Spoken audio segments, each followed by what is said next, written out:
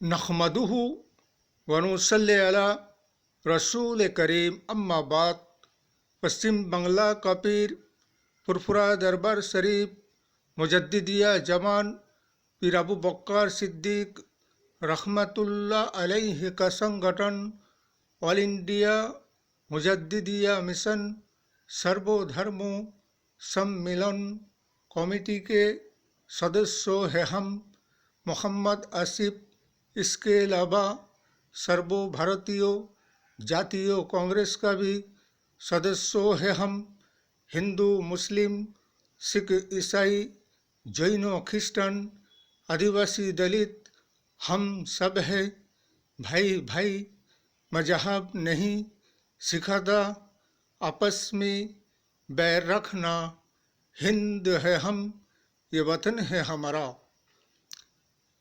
ये मौजूदा एक ऐसा सरकार और शासन व्यवस्था है जो कि भारतीय जनता पार्टी और बीजेपी सरकार अगर ये हिंदू और मुस्लिम और मंदिर और मस्जिद अगर नहीं होता तो शायद इन लोगों की राजनीति की दुकानदारी नहीं चमकता। इसलिए कि जब राम जन्मभूमि बाबरी मस्जिद की जो 5 जजों के बेंच ने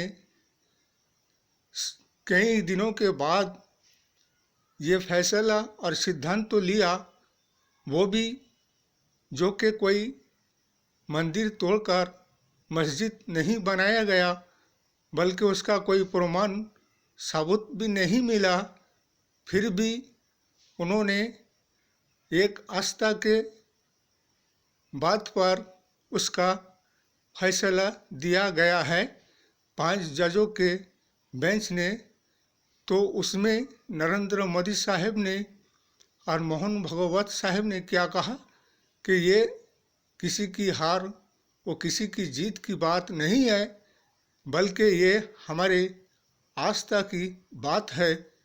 इसके बाद अब किसी भी मस्जिद को लेकर किसी भी इबादत गाह को लेकर कोई विवाद कोई विच्छेद नहीं होगा और ना किसी को करने दिया जाएगा।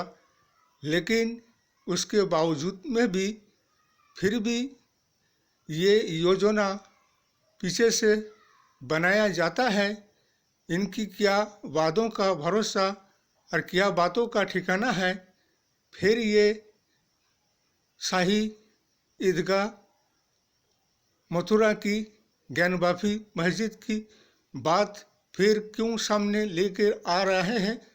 इसलिए कि ये फिर 2024 का एक एजेंडा बनाना चाहते हैं जो कि खुद ही कहते हैं कि आओ कोई विवाद और विच्छेद नहीं होगा, यहाँ से ही हर चीज़ का समाधान हो गया। लेकिन फैसला जब आस्था के बुनियाद पर तुम अपने आस्था को जिस तरह से समझते हो और मुसलमानों की आस्था का तुम मजाक उड़ाने लगते हो। आए दिन मुसलमानों की इबादत गाह कहीं मज़ारों पर बुलडोज़र चलाना, कहीं मस्जिदों पर बुलडोज़र चलाना, ये कहाँ का न्याय कहाँ का इंसाफ है।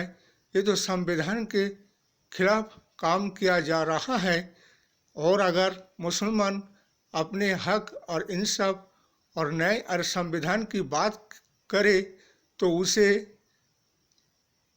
क्या कहने लगते हैं कि वो देश में सांप्रदायिक की माहौल का एक वातावरण को पैदा कर रहे हैं। लेकिन सांप्रदायिक का माहौल और वातावरण को 2014 से 2024 तक के समय में किन्होंने पैदा किया है। ये तो भारतीय जनता पार्टी ने किया। सारे भारतवर्ष के 130 करोड़ जनगण बखूब जानता है। और फिर अभी 2024 के लोकसभा निर्वाचन आ रहे हैं तो फिर आए दिन किसी न किसी धर्मीय स्थान को लेकर नई सिरे से एक विवाद और विच्छेद की वातावरण को बनाया जा रहा है। और हिंदू और मुस्लिम के दरमियान जो भाईचारा की मोहब्बत राष्ट्रीय एकता है उसे तोड़ने की कोशिश किया जा रहा है। इसीलिए हमारा ये कहना है कि मोहन भागवत साहब ने कहा था कि हर जगह राम की जन्मस्थान हर मस्जिद पे नहीं ढूंढा जा सकता है, हर मस्जिद को विवादित नहीं कहा जा सकता है। इसलिए कि अब सारे विवाद यहीं पे समाप्त हो गया, तो फिर नई सिरे से ज्ञानवापी और फिर शाही ईदगाह, जमा मस्जिद मथुरा का और इस सब बातों को फिर सामने क्यों लाया जा रहा है, जो कि 400-500 साल की बीते हुए पुरानी बातें हैं, उसे उठाकर लाकर नई सिरे से उसका एक विच्छेद और विवाद की वातावरण को बनाना ये कहाँ की राजनीति है। इसलिए कि अगर उन्होंने ऐसा किया है, लेकिन उस समय भी तो राष्ट्रीय एकता हिंदू, मुस्लिम, सिख, ईसाई, जैन, क्रिश्चियन सभी कोई आदिवासी, दलित सभी तो भारतवर्ष में रहते थे। लेकिन आइन को, कानून को, अदालत को चश्मदीन गवाह का ज़रूरत है। वो बिना किसी चश्मदीन गवाह का कैसे फैसला दे सकता है कि 500 साल का कोई इंसान अभी जिंदा जीवित है क्या, जो कि उसने अपने आँखों से देखा था कि मस्जिद मंदिर को तोड़कर बनाया गया।